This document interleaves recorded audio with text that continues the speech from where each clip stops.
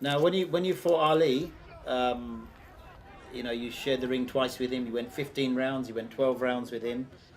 How tough was he? How good was he? How did you rate him? Well, Muhammad's a very good fighter. I didn't find him to be a particularly hard puncher, but he's extremely quick, extremely agile, very good defensively, and he's a pretty tough guy too. I mean, I had him in the body a lot, and as a matter of fact, after the fight, he went to the hospital, and I went down to my wife. I always talk about that, and he was suffering from bleeding kidneys, Oh, and he was. I think he had bleeding kidneys for about 3 weeks or three and a half wow. weeks, and I think I put a damper on his sex life for about a month apparently. I heard his first wife was still mad at me.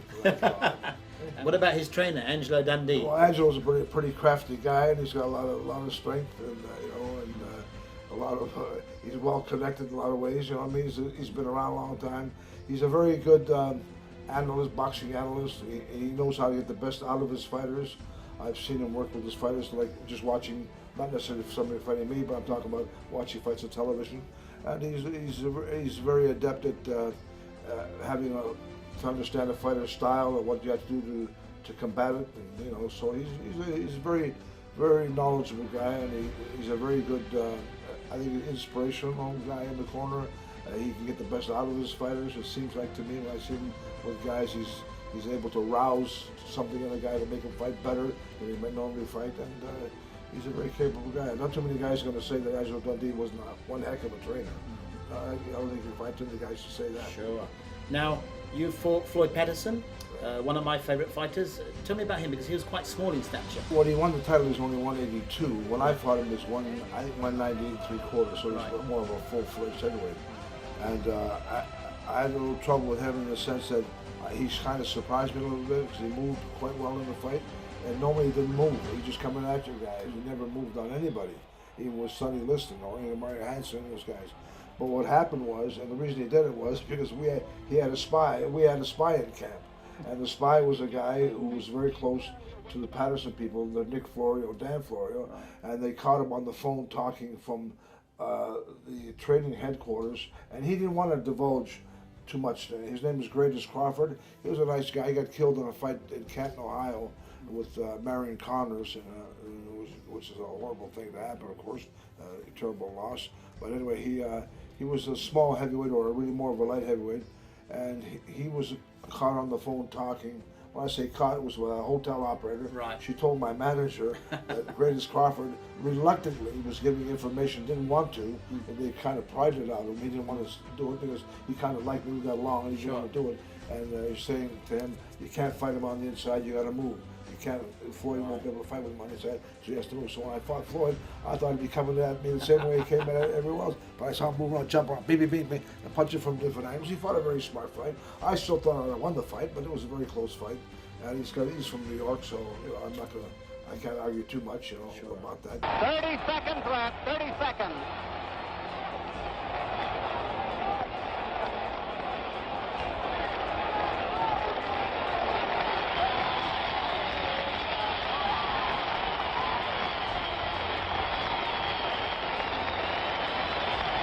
Now, apparently there will be no knockout. Time is running out. Almost over.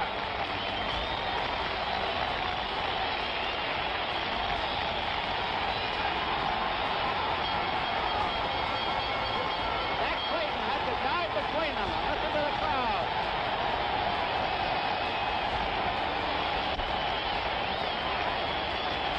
Patterson is the winner.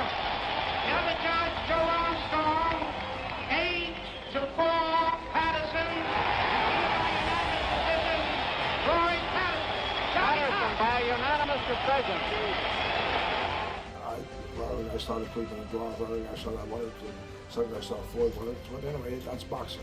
And Joe Frazier, tough guy? Well, he's a tough guy. He's a very capable guy. He's a decent puncher, a good puncher. And when I fought him, I had one problem. My eye was already injured. Yeah. And I remember saying to my manager and my trainer before the fight, I think we have to postpone the fight because I got an injury in the fight prior to my fight with Joe. I fought in Missoula, Montana on June 22nd. On July 19th, the following month, I was going to fight Joe Frazier in New York.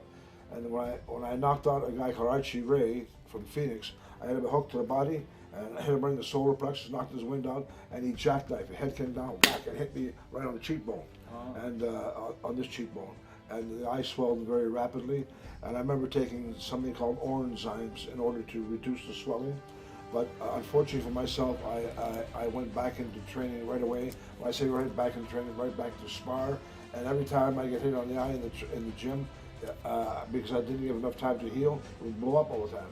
So I tell my manager and my trainer, I say, I don't think I should fight. I got a problem here. You know what I mean? Sure. So they said, no, man, I don't. My trainer needed the money, and Irving, my manager, needed the publicity. You want to go there? And they kind of talked me into by going back into fight Joe, saying, appealing really to my macho side, right? Yeah. You'll be all right. You'll be all right.